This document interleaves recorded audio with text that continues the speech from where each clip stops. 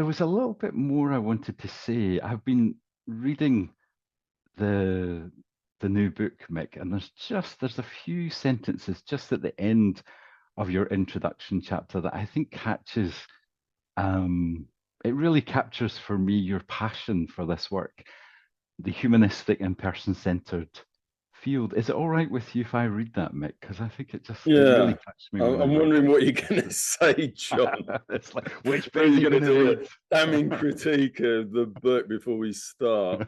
So I completely disagree with this. This is nonsense. Go on, John.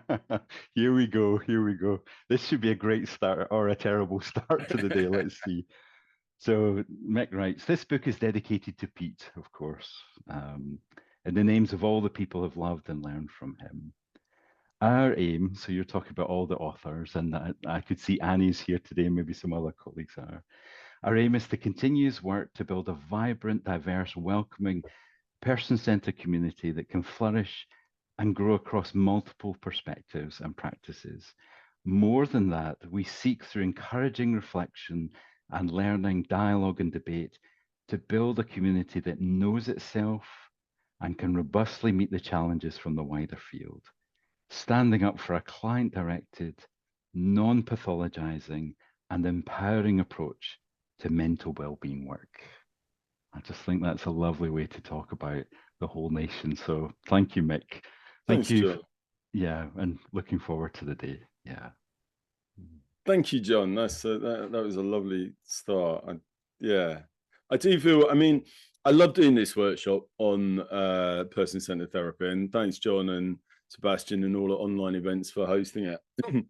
I think for me, it's the diversity in the approach and the way that the approach has grown and evolved and developed so many brilliant new kind of evolutions and applications, like the work of Robert Elliott and Les Greenberg, and which has become so influential now in emotion-focused therapy and focusing.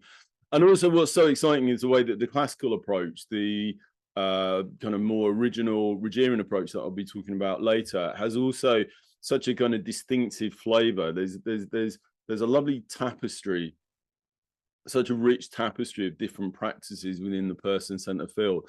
And I guess the point of the workshop today is to introduce people to that tapestry, to talk about the different approaches, to talk about the way that it's evolved and some of the complexities, some of the tensions, some of the differences.